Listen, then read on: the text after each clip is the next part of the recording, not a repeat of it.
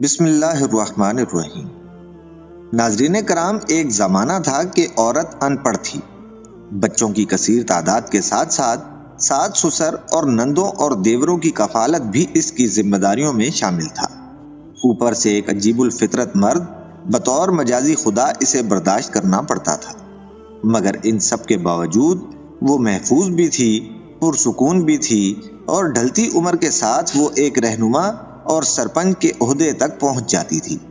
بچوں پر حکم اور فیصلے سنانے کے علاوہ سارا دن گھر داری میں گزارنے والی عورت کو محلے کی عورتوں کے علاوہ کسی سے تعلق نہ ہوتا تھا۔ لیکن پھر زمانہ جدید ہوا اور عورت کو اپنے مقام کا احساس ہوا اور وہ آزاد ہونے لگی۔ سسرال تو بہت دور، اسے اپنے خاوند کی خدمت بھی ایک بوجھ لگنے لگی، اور پرائیویسی کے نام پر علیحدہ گھر کے مطالبات ہونے لگے۔ پھر زمانے نے مزید ترقی کی اور اس سے بھی چند قدم آگے جا کر اب عورت مکمل آزاد بھی ہے، تعلیم یافتہ بھی ہے اور اپنی زندگی جی رہی ہے۔ خیر، عورت کو ترقی کرنی چاہیے، ضرور کرنی چاہیے، مگر عورت جتنی زیادہ تعلیم یافتہ ہوتی جا رہی ہے، اس کے رشتے کا مقابل مرد تلاش کرنا انتہائی مشکل ہوتا جا رہا ہے، کیونکہ مردوں کی اکثریت حد ماسٹر ڈگری، وہ بھی فارمل ایجوکیشن کے ساتھ کرنے کے بعد ملازمت ڈھونڈنے میں مگن ہو جاتی ہے۔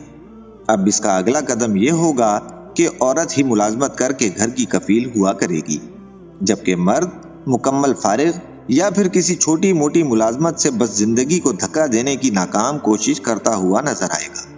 لیکن یاد رکھیے کہ عورت کی اس طرح کی آزادی ہمارے خاندانی نظام کے لیے بہت خطرناک ہے۔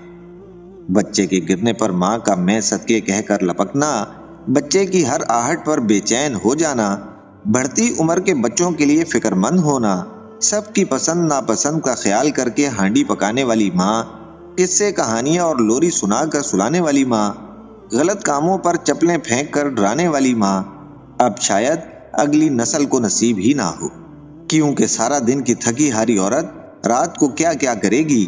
بچے سنبھالے گی، گھر سنبھالے گی، شوہر سنبھالے گی، یا رات کو آرام کرے گی تاکہ صبح تازہ دم ہو کے ملازمت کی ذمہ داری سنبھال سکے۔ میری یہ باتیں کئی لوگوں کے لیے تکلیف دہ ہو سکتی ہیں، مگر میں نے حقیقت کہنے کی اور کچھ سمجھانے کی کوشش کی ہے، اس امید پر کہ اگر کہیں بھی ضرب لگ گئی تو میری ویڈیو انشاءاللہ رائے گا نہیں جائے گی۔